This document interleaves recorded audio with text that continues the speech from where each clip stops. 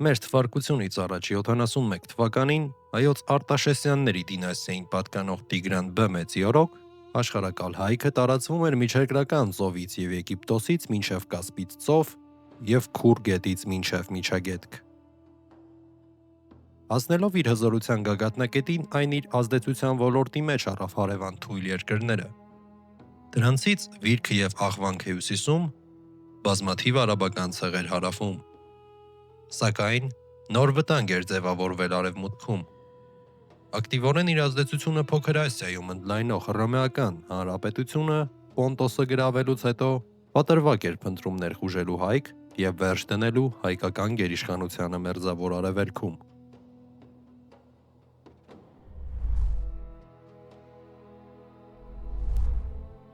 Մեր թվարկությունից առաջ 94 թվականին Պոնտոսի թագավոր Միհրդադ 6-րդ եւ Պատորի առաջարկով կնքվեց ռազմական դաշինք Հայքի եւ Պոնտոսի միջև, եւ որպես պայմանագրի ամրապնդում Միհրդադ 6-րդի դուստր Կլեոպատրան կնության տրվեց հայոց թագավորին։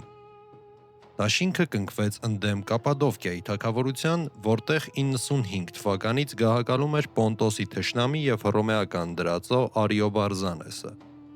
Ըստ պայմանագրի հաղթանակից հետո գերի վերցված ստրուկները, ձիերը, ոսկին եւ այն ամենը, ինչը կարելի է տեղաշարժել, հանձնվելու էր Հայքին, իսկ տարածքը Պոնտոսին։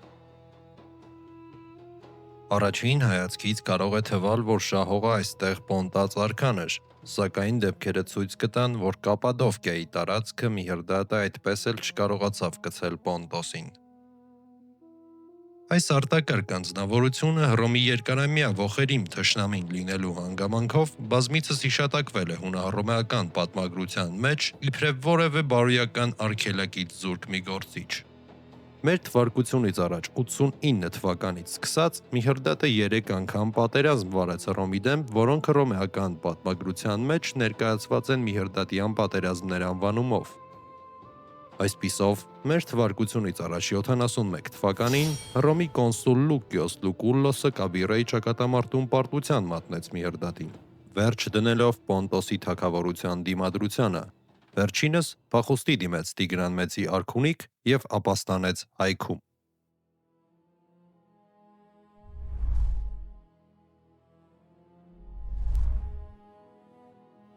Անցած հարյուրամյակների ընթացքում Հռոմը իր տիրույթների ընդարձակմանն ուղղված հսկայական հաջողությունների էր հասել։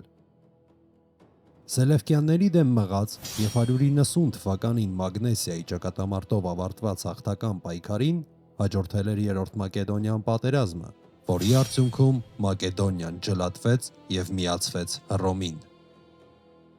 Երրորդ Փյունիկյան պատերազմի արդյունքում Կարթագենը գրավվեց եւ հիմնահատակ քանդվեց, իսկ Սենատի հատուկ հրամանով արգելվեց այնտեղ որևէ բնակավայր հիմնել։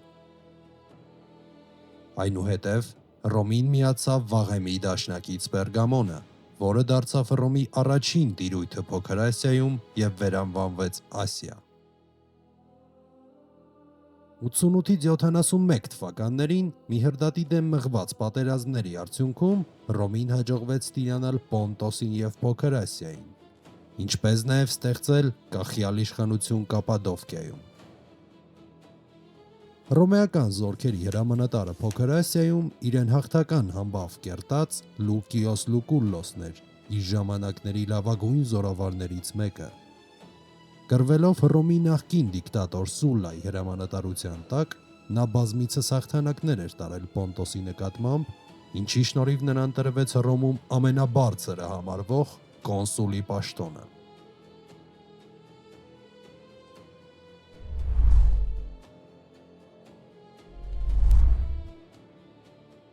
Հատկանշական է, որ Տիգրան մեծը օգնություն չտրամադրեց իր աներոջը, թողնելով նրան միայնակ ժամանակի հզորագույն տերության Հռոմեական Հանրապետության դեմ։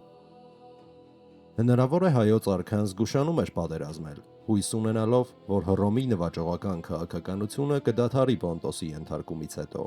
ինչևիցե նույն 71 թվականի վերջերին Լուկուլոսը Տիգրանի մոտ պատվիրակություն ուղարկեց իր մերձավոր Ապիոս Կլավդիոսին Միհրդադին Հռոմին հանձնելու պահանջով։ Ուշագրավ է, որ արքայից արքա Տիգրան մեծը այնքան ապահով էր զգում իրեն, որ իր դաշնակցի պարտությունից հետո երբ պատերազմը բառացիորեն բախում էր հայքի դուռը, գտնվում էր ծայրագույն հարավում և զբաղված էր առանց այդ էլ հյուծված Սելևկյան տերության վերջին հենակետերի նվաճմամբ։ Երբ հանդիպումը վերջապես տեղի ունեցավ, Տիգրանը կտրականապես մերժեց պատվիրակի առաջարկը, ասելով. «Բոլոր մարդիկ ինձ կպախարակեն, եթե ես Լուկուլլոսի ձեռքը հանձնեմ իմ աներոջը»։ Հակառակ Պլուտարքոսի հաղորդման, թե Ապիոս Կլավդիոսի պատասխան մերժման պատերազմ հայտարարեց Տիգրանին այլ տվյալների հիման վրա, ըստ Մանանդյանի, կարելի է եզրակացնել, որ հռոմեացիները կուլ տվեցին մերժումը, քանի որ Պոնտոսի նվաճումը դեռ ավարտված չէր և Փոքր Ասիան դեռ ամբողջությամբ հռոմեական չէր։ Որ Կլավդիոսը հրաժեշտ է տվել Տիգրանին առանց պատերազմ հայտարարելու, երևում է նաև այն փաստից, որ Տիգրանը դրանից հետո էլ մինչև 69 թվականի գարունը շարունակեց զբաղվել իր տերության ծայրագույն հարավային սահմանների ընդլայնմամբ և ամրապնդմամբ։ Սակայն, եթե ձախողվեց հռոմեական պատվիրակության պաշտոնական նպատակը, ապա նշանակալից հաջողությամբ պսակվեց նրա անպաշտոն, գաղտնի, բայց թերևս բուն նպատակը, որի մասին սակայն նույն Պլուտարքոսը բացեիբաց է հայտնում։ Այդ միջոցին, պատմում է նա, նկատի ունենալով այն պահը, երբ պատվիրակը սպասում էր Տիգրանի հետ հանդիպմանը, Ապիոսը իր կողմ գրավեց իշխանավորներից շատերին, որոնք ներքուստ մեծ դժվարությամբ էին հնազանդվել Տիգրան Արմենին։ Սրանցից մեկն էր և Զարբիենոսը, գործված թագավորը, նաև նվաճած քաղաքներից շատերին, որոնք նրա մոտ ծածուկ սուր հանդակներ էին ուղարկել, Ապիոսը խոստացավ, որ Լուկուլլոսը կօգնի նրանց, բայց պատվիրեց, որ առայժմ դեռ հանգիստ մնան։ Ահա, Լուկուլլոսի պատվիրակը եռանդուն կերպով պառակտում էր մտցնում Տիգրանի ճամբարում, անշուշտ օգտագործելով հռոմեական դիվանագիտությամբ փորձված մեթոդները, կաշառքն ու խոստումները, Հայաստանի հետագա գրավումը հեշտացնելու նպատակով։